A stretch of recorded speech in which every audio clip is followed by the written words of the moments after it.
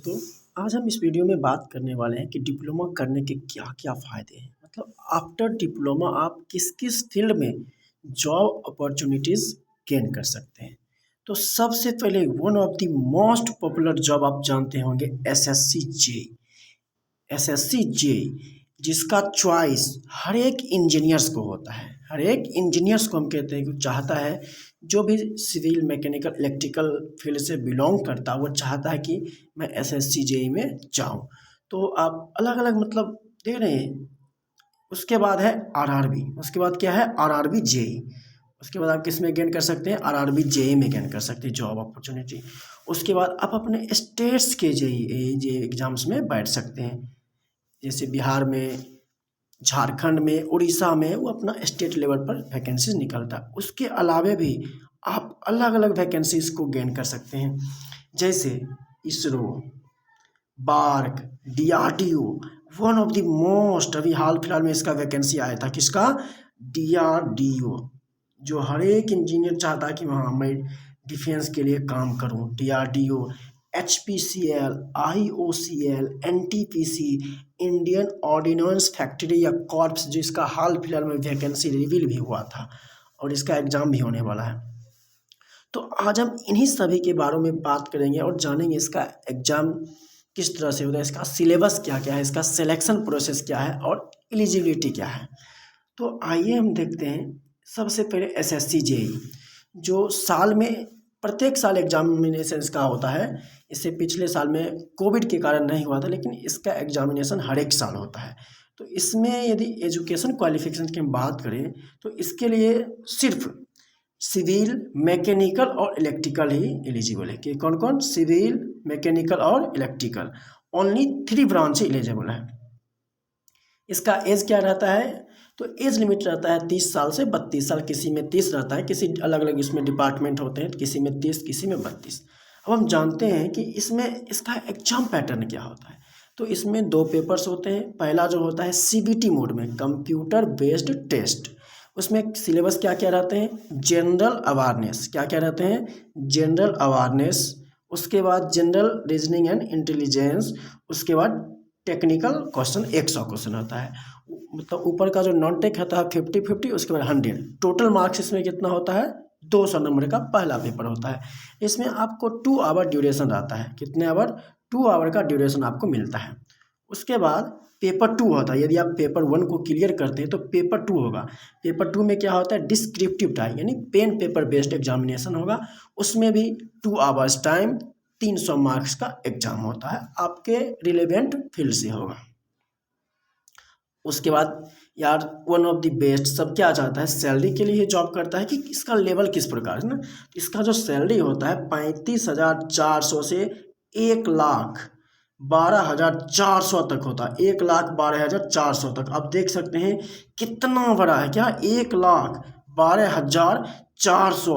वाह!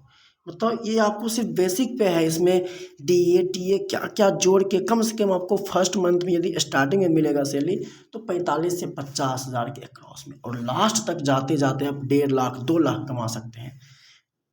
उसके बाद बहुत सारी सुविधाएं भी दी जाती हैं। उसके बाद हम बात करेंगे रेलवे।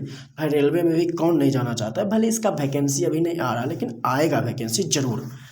तो इसमें भी एलिजिबिलिटी बात करें जेईई बनने के लिए तो इसमें कई ब्रांच एलिजिबल होते हैं, यानी कि सिर्फ सिविल, मैकेनिकल और इलेक्ट्रिकल, यानी इसके अलावा भी इलेक्ट्रॉनिक्स, कंप्यूटर, कई ब्रांच एलिजिबल होते हैं।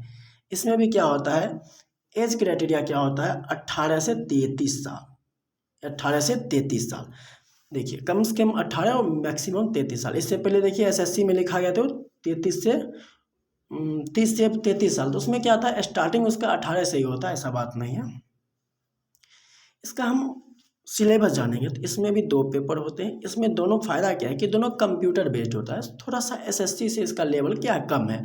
आप इसमें एसएससी के कंपेयर में थोड़े इसको हल्के कर सकते हैं। तो इसका सबसे पहला पेपर ऑब्जेक्टिव टाइप होता है, जिसका सिलेबस क्या है?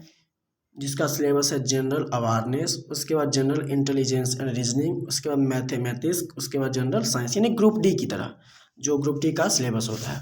90 मिनट टाइम है, 100 नंबर क्वेश्चन है, निगेटिव मार्किंग भी होता है। एसएससी में 1/4 और रेलवे में 1/3 निगेटिव मार्किंग। उसके बाद पेपर 2 आता है। तो पेपर 2 की हम बात करें तो पेपर 2 में क्या है, यहाँ पर जो जनरल अवेयरनेस लिखा गया है तो इसमें जनरल अवेयरनेस के बदले क्या होना चाहिए, यहाँ पर जो लिखा गया है जनरल अवेयरनेस, यहाँ पर होगा बेसिक इन्वायरमेंट। क्या होगा, बेसिक इन्वायरमेंट, उसके बाद physics and chemistry, basic of computer, उसके बाद टेक्निकल एबिलिटी, उसका 100 क्वेश्चन रहता है। और टोटल जो इसका पेपर होता है वो कितना होता है, 150 मार्क्स का। 120 मिनट आपको टाइम दिया जाएगा। और इसका भी भाई पे की बात करें तो भाई इसका भी 7th पे कमीशन है, एसएससी की तरह ही 35,400 स्टार्टिंग सैलरी। समझ रहे भाई, स्टार्टिंग सैलरी आपको जोड़ जाड़ के ग्रॉस सैलरी लगभग 50 के करीब मिल जाएगा। वाह। उसके बाद इसरो में भी देख सकते हैं आप किस प्रकार के एग्जाम पैटर्न है, इसका सैलरी देख सकते हैं। उसके बाद IOCL है, उसके बाद IREL है। तो कई सारे एग्जामिनेशन है, आप डिप्लोमा के बाद दे सकते हैं। उसके बाद मैंने इसमें DRDO को ऐड नहीं किया है, उसको मैं अलग से रिवील कर दूंगा, लेकिन उसके बारे में भी हल्का सा जान लीजिए। उसमें भी 2 पेपर होता है। फर्स्ट पेपर में DRDO में क्या होता है, जीके, मतलब पहले 150 मार्क्स का होता था, अब 120 कर दिया, जिसमें जीके यानी जनरल नॉलेज, साइंस, रीजनिंग, उसके बाद मैथमेटिक्स और इंग्लिश, हर एक सेक्शन से 24 क्वेश्चंस होते हैं, 5 सेक्शन होते हैं। फर्स्ट पेपर की बात कर रहा हूँ, टोटल क्वेश्चन 120 होता है, 1.5 घंटा टाइम मिलता है। इसमें नो निगेटिव मार्किंग। DRDO की हम बात करें, DRDO में कोई निगेटिव मार्किंग नहीं होती है।